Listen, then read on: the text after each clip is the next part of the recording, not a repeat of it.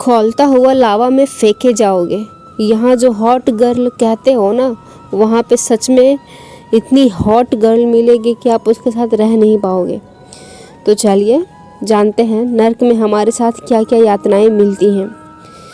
नर्क यदि आप गए अपने कर्मों के हिसाब से, तो वहाँ पर आपको ऐसे लावा में फेंका जाएगा जिस लावा में गर्म खून हो, मांस हो, बदबू, हड्डी, आपने जितने भी चिकन खाए हैं, मटन खाए हैं, आपने हड्डियाँ फेंकी हैं, कांटा फेंका है, जो कुछ भी किया है उसी के कई गुना ज़्यादा किसी एक दलदल में होगा जिसमें आप होंगे। और उसमें आप होने के बाद वही लोग, जैसे चिकन है, बकरा है, मछलियाँ हैं, वे सारे लोग आपको नोच नोच कर खाएंगे।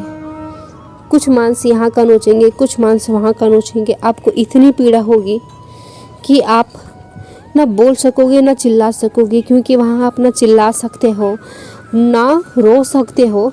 बस दर्द ही इतनी होगी कि उस दर्द को सह पाना आपके लिए मुश्किल होगा। आपने यहाँ से तो मरकर अपना जीवन से छुटकारा पा लिया, जीवन के दर्द से, बट वहाँ के दर्द से कोई उपाय नहीं है। वहाँ दर्द मिलेगा मीन्स मिलेगा।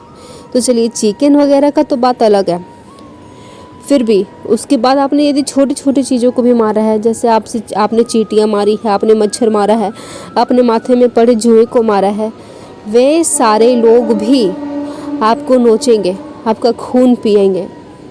हाँ, मानती हूँ कि आपके पास भौतिक शरीर नहीं होगा, परंतु भगवान के पास कौन सी शक्तियाँ नहीं हैं। वे सारी दर्द का एहसास होने के लिए आपके पास वो सारी चीज़ें होंगी जो आप यहाँ दर्द महसूस करते हो, और उससे कई लाख गुना ज़्यादा वहाँ दर्द होगा जिसको आप बयां तक नहीं कर सकोगे। इसलिए बुरे कर्मों से बचना चाहिए।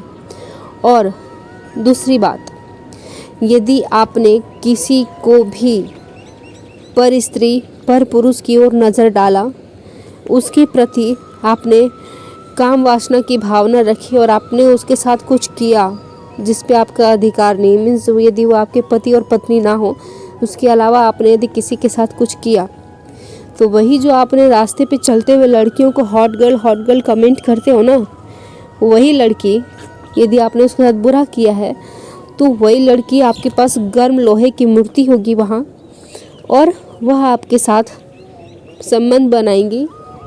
या फिर आप लड़का अपोजिट भी कर सकते हैं, लड़का हो तो लड़का भी आएगा।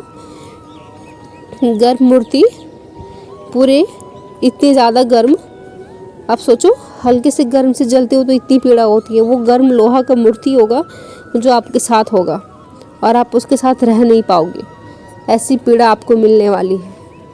इसलिए मैं कहती हूँ कि ऐसे काम ना करें जो आगे चलकर ऐसी पीड़ाएं आपको झेलनी पड़े। और हाँ, बहुत सारी पीड़ा तो हमें इस धरती पर ही मिल जाती है। हमने जितने पहले पाप किए हैं पूर्व जन्म में, वो सारे पाप धुल जाते हैं यदि हम गए यहाँ से सारे पाप से दोष मुक्त करके भगवान हमें वापस धरती पर भेजते हैं, और हम वापस इसी पाप में लिप्त हो जाते हैं। हम भूल जाते हैं कि हमें फिर जाना है, हम यहाँ से अनजान हैं, हमें फिर जाना होगा। अपने कर्मों पे ध्यान दिए बिना दूसरे की कर्मों पे ध्यान देते हैं, दूसरे से जलते रहते हैं, दूसरे का बुरा करते हैं और अपने शरीर को पुष्ट बनाने के लिए मांसाहार करते हैं। तो मांसाहार ना करें। लड़कियां या लड़कों को बुरे कमेंट देने से बचें।